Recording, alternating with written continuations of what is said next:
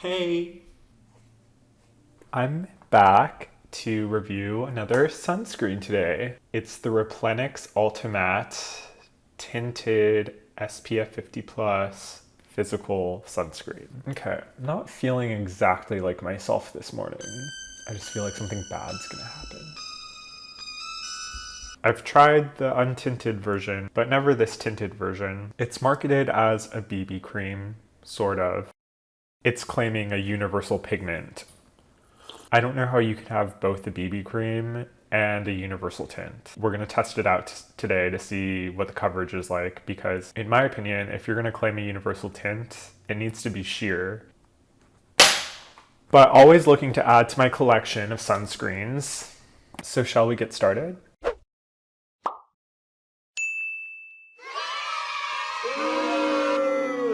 It's an oil-free formulation that's also fragrance-free. Like I said, it's an SPF 50 plus and it's not water resistant. It's a little pricier. I bought it on Amazon for $25 and it's a 1.6 ounce bottle, but definitely not as steep as some of the other tinted mineral options. So it's a zinc oxide formula and it's particularly antioxidant rich, which is what they highlight on the front.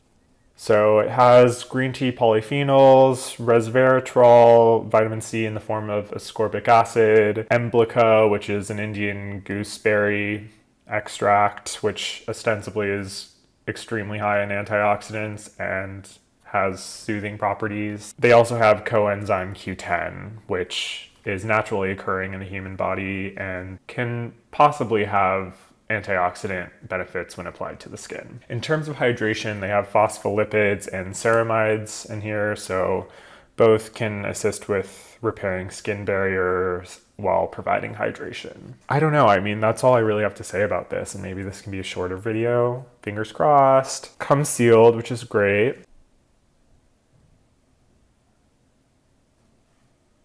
So even though it's oil-free, it's looking a little bit oily upon first inspection. So it's looking a little on the orange dark side. God, I'm horrible at this. Yeah, it's appearing a little dark. We'll see, I guess. Also, I did a video about maskne recently, which is mask acne aggravated by wearing masks, and tips on how to prevent that. I've been dealing with that. Now I have some more additional post-inflammatory hyperpigmentation here, and so this will be a true test to see what the coverage is like from this BB cream. And I'm actively using a new method to treat the dark marks, so hopefully, pending the results, I can make another video to provide some tips on how to deal with that because it's been really bad this year. So it's pretty easy to apply, which is nice. I was kind of expecting it because it's like such a supposedly matte formula that sometimes these are just like harder to apply, especially when they're oil-free, but it's actually looking pretty good, to be honest. I mean, my lighting's not really great. I can't exactly tell. Let's just keep applying it.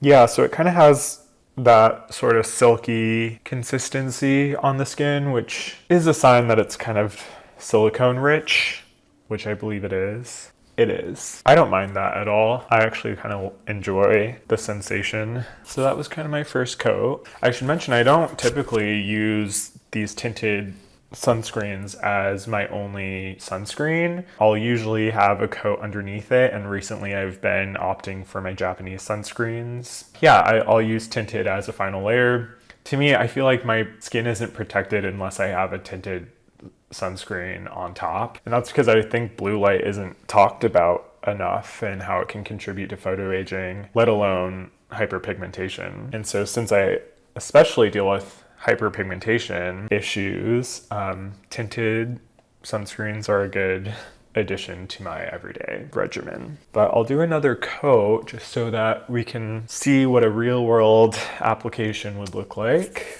None of that pea-sized amount here. Yeah, I do quite like the consistency of this. Feels a little easier to spread. Easier than the Coats primer, which I also reviewed in a video. Still can let it dry a little bit down because the color tends to soften, but We can look at the coverage, not like full coverage clearly because you can still see these marks here, and I'll have to go into the bathroom and really check this out to give you my formal opinion, but I wanted to make sure it's documented what it looks like right after putting on a couple of layers.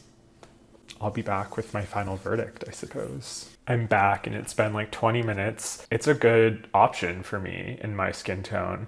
You know, it wears slightly on the orange side, and upon further inspection into the customer reviews, people with lighter skin tones have mentioned that it appears like burnt orange on them. So I think this goes back to the universal tint claim. I don't think that a BB cream can have a universal tint. Now, did I say that it wears on the slightly orange side? I think I did. That seems kind of unavoidable with formulations that have a higher amount of iron oxides. That's just how they tend to wear. Typically, I wouldn't wear as much of it as I did today because I use tinted formulas as just a final layer to have a little bit of the blue light protection. It appears that people with lighter skin tones don't find that this works well for them, and I cannot say whether it would work well for people with darker skin tones than me. I can say that it seems to be like almost borderline too dark for my skin tone though. But I think if I use a little bit less of it, it'll be perfect. In terms of if I would purchase it again, I don't know, maybe. If it's $25, yeah, probably. If it goes back up to the price that it was marked originally as $44, I don't think so. You know, the only thing I have to really compare this to is the Australian Gold Botanical, which is a BB cream. The shade was darker than this one, and it didn't look very natural on me, and it's uncomfortable to wear. It's just thicker. I don't really like that. I like that this one feels lightweight and like you're not wearing anything. So in terms of the shine, you know, this one's supposed to be a matte finish, but I do notice that there's still a little bit of a shine to this one. So that's definitely something to note. Hopefully that was enough information, and I apologize for... No, I don't. I think I was still half asleep when I started this video, but hopefully that was helpful. If it was, give it a thumbs up. Make sure to be subscribed, ring the notification bell, and share a comment, especially if you've tried this. I'd love to know what your thoughts were, what your skin tone is, and that could help other people too. But of course, let me know if you have any other recommendations as well, and I love to hear your feedback. So I'll catch you next time.